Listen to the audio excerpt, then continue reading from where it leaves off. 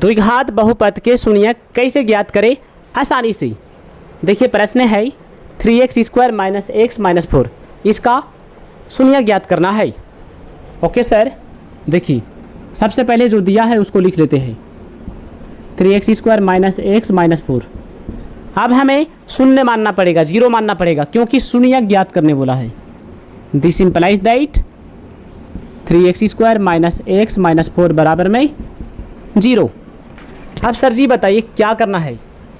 अब हमें इनका गुणनखंड करना है, तो क्या करेंगे, शुरू वाला को अंतिम वाला से गुना करना है। बताइए 3x² को यदि हम -4 से गुना करेंगे तो होगा कितना, -4 तिया -12x² हो जाएगा, यानी कि गुना करने पर -12x² हो गया। देखिए हो गया ना। तो दोस्तों गुना करने पर हमें लाना पड़ेगा -12x², और जोड़ने या घटाने पर हमें लाना होगा -x। वो कहाँ से प्राप्त होगा, वो इसी से प्राप्त होगा जिसको हम गुना किए। तो ज़रा सोच के देखिए, यदि हम 12 को यदि ऐसा लिखते हैं 4 तिया 12, तो गुना करने पर तो -12 हो जाता, ठीक है।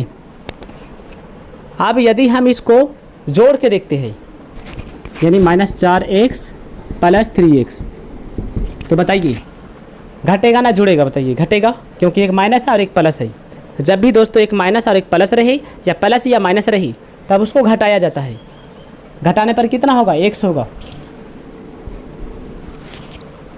बड़ा संख्या में माइनस लगा हुआ है, इसलिए घटाने पर हो जाएगा माइनस।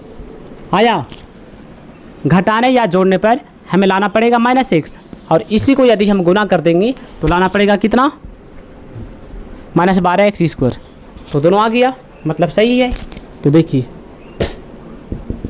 3x² - x का जगह में हम लिख सकते हैं दोस्तों, -x का जगह में हम लिख सकते हैं -4x + 3x, -4x + 3x -4 बराबर 0। अब हम कॉमन लेंगे, ठीक है, ध्यान दीजिए, इन दोनों में पहले कॉमन लेंगे। कॉमन का मतलब ऐसा चीज़ जो दोनों का पास हो। अब बोलिए कौन ऐसा चीज़ है जो दोनों का पास है, इसका पास भी x है और इसका पास भी x है ना। तो x को हम कॉमन लेंगे। यदि हम x को कॉमन ले लिए तो यहाँ क्या बचेगा, 3 बचेगा, और यहाँ 2x था तो एगो हमने ले लिया बाहर, तो बचा कितना, ओनली x, माइनस यहाँ से हमने लिया x को कॉमन, तो यहाँ क्या बचेगा सर, 4। अब इसी चीज़ को यहाँ देखकर पटक देना है, मतलब लिख देना है, 0 लिखना ना भूलें, ठीक है।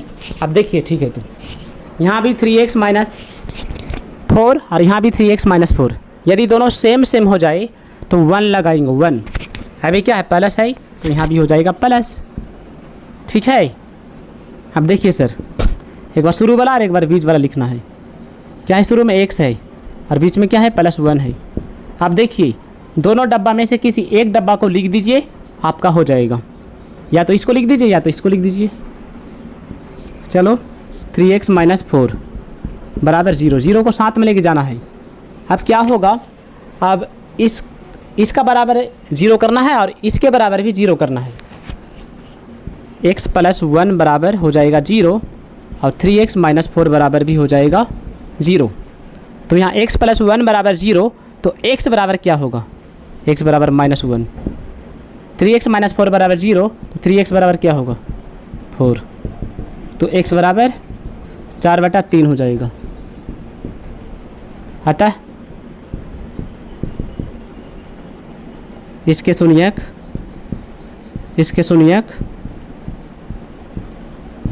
-1 और